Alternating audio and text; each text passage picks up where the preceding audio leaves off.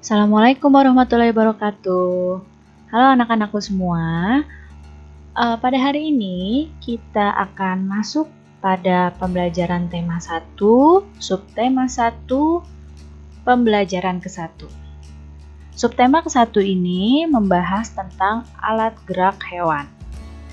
Disimak baik-baik supaya kalian paham dan mengerti tentang materinya ya.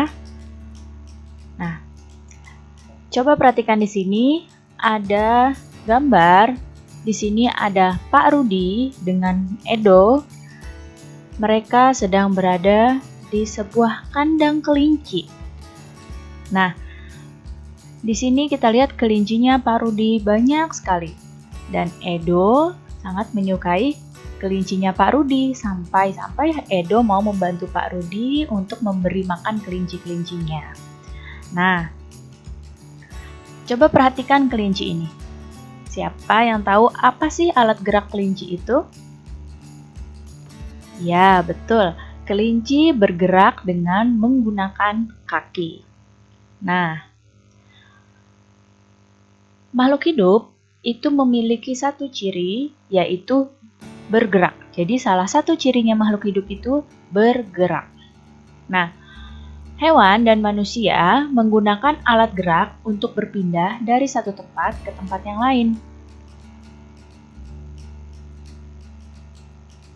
Pada hewan dan pada manusia, alat gerak itu dibagi jadi dua bagian. Yang pertama, ada yang disebut dengan alat gerak aktif dan ada alat gerak pasif. Alat gerak aktif itu yang ada di dalam tubuh itu namanya otot. Dan alat gerak pasifnya itu adalah tulang. Perhatikan di sini. Otot ini adalah bagian yang warnanya merah. Dan tulang adalah yang berwarna putih. Nah, kenapa sih otot itu disebut dengan alat gerak aktif? Otot disebut alat gerak aktif karena otot itu memang dapat bergerak. Sedangkan tulang itu disebut dengan alat gerak pasif karena kalau tidak ada otot, tulang itu tidak bisa bergerak. Jadi harus ada ototnya baru tulang itu bisa bergerak. Nah, sekarang kita masuk ke alat gerak hewan. Macam-macam alat gerak hewan. Di sini hewan itu bisa bergerak menggunakan kaki, menggunakan sayap, menggunakan sirip, dan ada juga hewan yang menggunakan otot perut. Nah, selain untuk bergerak, alat gerak hewan ini itu juga bisa ada yang digunakan untuk memegang, ada yang digunakan untuk melompat, ada yang alat geraknya juga selain untuk bergerak digunakan untuk memanjat, dan juga alat geraknya digunakan oleh hewan tersebut untuk berenang. Jadi nggak hanya untuk bergerak saja, bisa untuk memegang, melompat, memanjat, dan berenang. Nah, coba kita lihat di sini hewan yang bergerak dengan kaki. Nah, lihat, perhatikan di sini ada gambar rusa. Rusa bergerak menggunakan kaki. Kemudian ada katak. Katak juga bergeraknya menggunakan kaki. Dan juga ada orangutan. Orangutan ini bergeraknya menggunakan kaki dan tangannya. Selanjutnya, hewan yang bergerak dengan sirip. Kalian pasti tahu hewan apa saja yang bergerak dengan sirip. Iya, hewan yang bergerak dengan sirip adalah ikan. Semua jenis ikan itu bergerak dengan sirip. Ada juga hewan yang bergerak dengan otot perut. Apa ya hewannya? Nah, ini adalah contoh hewan yang bergerak dengan otot perutnya. Ular.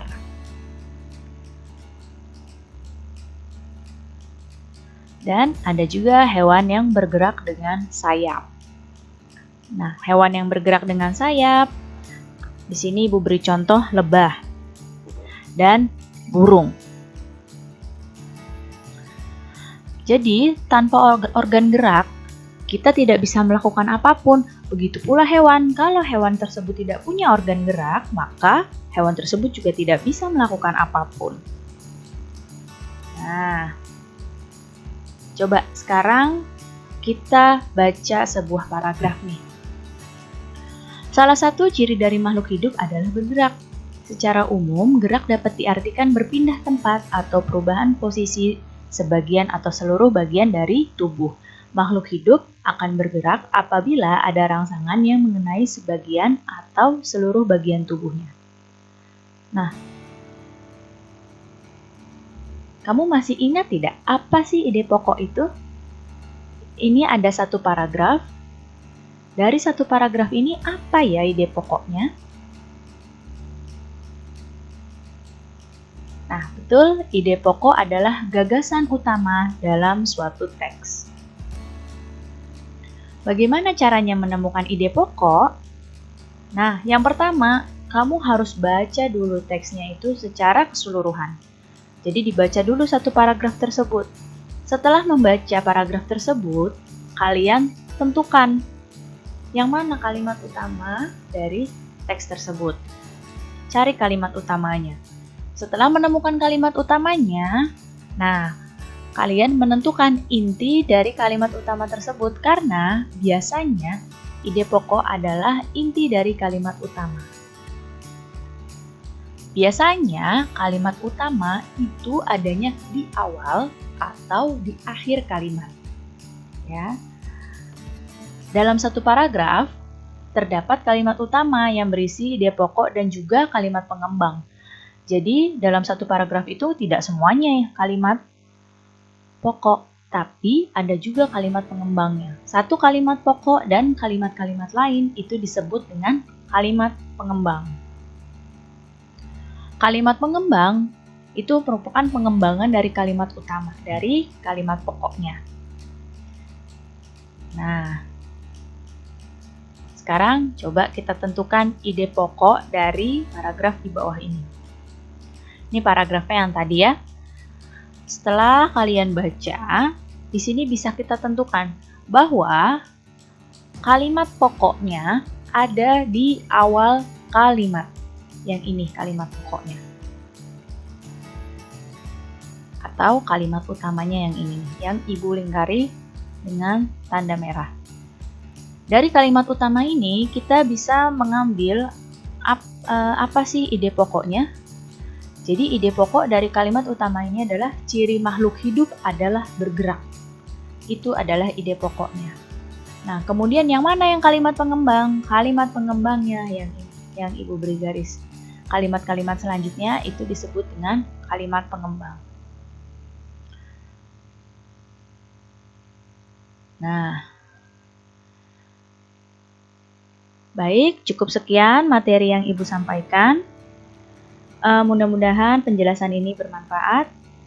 Wassalamualaikum warahmatullahi wabarakatuh.